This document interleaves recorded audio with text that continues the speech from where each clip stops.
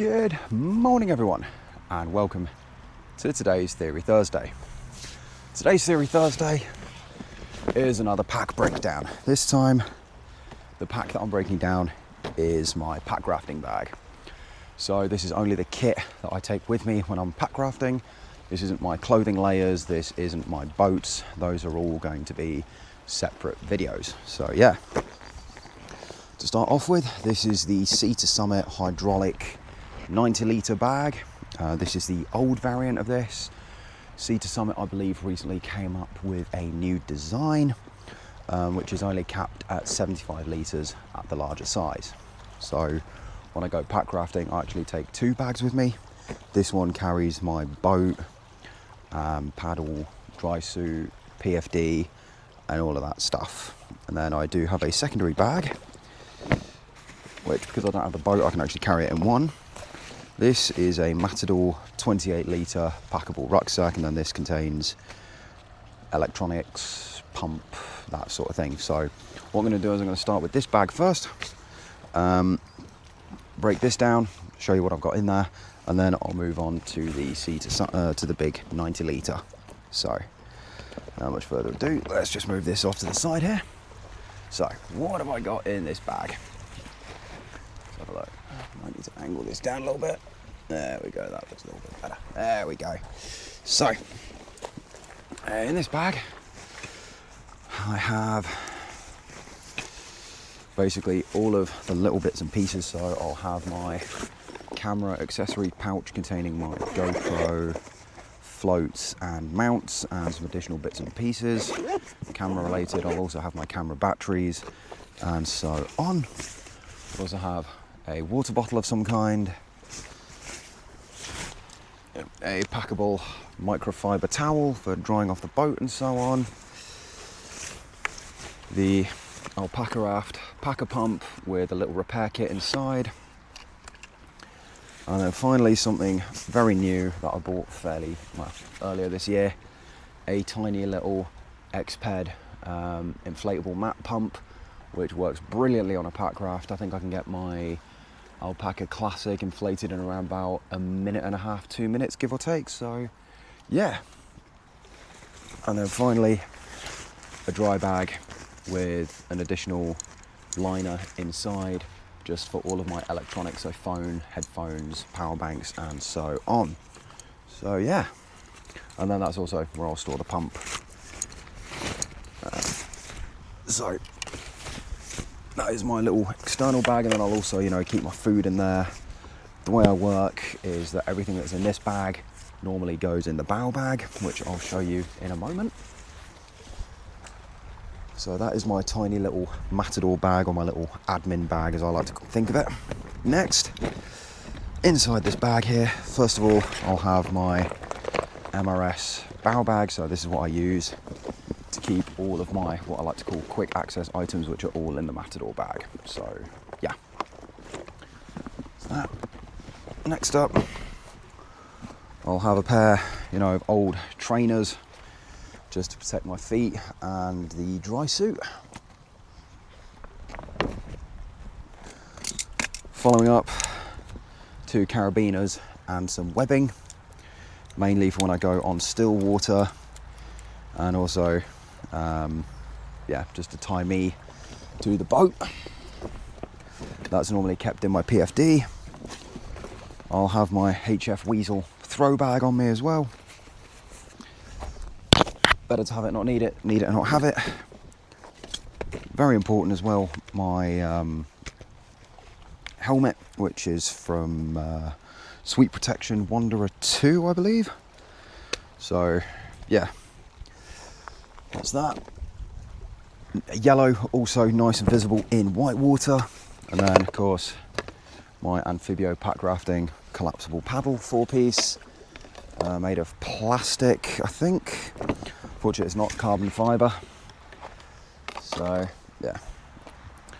And then finally my PFD. Now this I bought after I did my little white water course. Now this is a rescue PFD. It's called a rescue because you have the little loop on the back here, quick release buckle, and then inside PFD pouch, the centre pocket. I've got a, what are these called again? A lock sack for my phone ID, so if I separate from the boat, at least I have a means of getting home. And when I'm transporting it, I have a river knife, which is normally kept in the sheath up front here. Yeah, like that. So that's normally how I wear it, but because I don't have space for the Packraft dry suit and all the kit, that means I normally have to strap my PFD to the outside, and then for safety reasons I'll just keep my river knife in the pocket there until I get to Packrafting, and that's when I'll put it back in the harness or in its holster or sheath. So yeah, that's my rescue life jacket. And then normally I'll just keep my carabiners in one of the pockets and so on. So yeah, that is the PFD. Following up, finally, what takes up a ton of volume is my Palm Cascade 3-layer dry suit. So very durable, very robust. Only bought it earlier this year. Super happy with it. Try not to get it too manky. And yeah, normally the way I pack things is I'll put the boat in first, and then I'll just layer everything else on top of that. So yeah, as you can tell, 90 litres, fairly big pack. Yeah. So a little bit of history as to my pack system over the years. It was really thanks to the Packrafting course that I did in, was it May of this year? Yeah, it was May of this year. Is I learned about using a dry bag for the boat. Because my issue was always, I wanted a bag that I could pack into the boat. So when I first started Packrafting, this was way back when I had the Caribou, I used to use a hiking rucksack in a waterproof dry bag to keep it, to reduce snag hazards in case something happened to the boat. When I upgraded to the Caribou, the Classic, which is the red boat that I've been using for the past 18 months or so, give or take, yeah, a year and a half. I had that with the tie zip, so I could actually store stuff in the boat. Now, unfortunately, I couldn't fit any of my hiking bags in the boat, so I went and bought a North Face duffel bag, again 90 litres, which worked, but it wasn't ideal. It was still packable, but it was nowhere near as packable as I wanted it to be. And I always had this dry bag at home, and I just didn't, I don't know why, but it just didn't click until I realised, hang on a minute, I have a 90 litre dry bag, let's just use that instead. So yeah, that's a little bit of the evolution of my pack system. Is I went from a hiking rucksack in a dry bag strapped onto the back or the front of my boat for white water rafting, to actually just having a very light 1.5 kilogram dry bag that I could just roll up, shove it into the boat, job done. And I'm actually working on a few modifications for this bag to actually not just keep it into my Packrafting bag, but also keep it my Packrafting expedition bag. So what I mean by that is, putting straps on the outside so I can fit more kit into the bag whilst having the boat strapped to the outside. So yeah, just sort of playing around with a few ideas and so on, but nothing set in stone yet.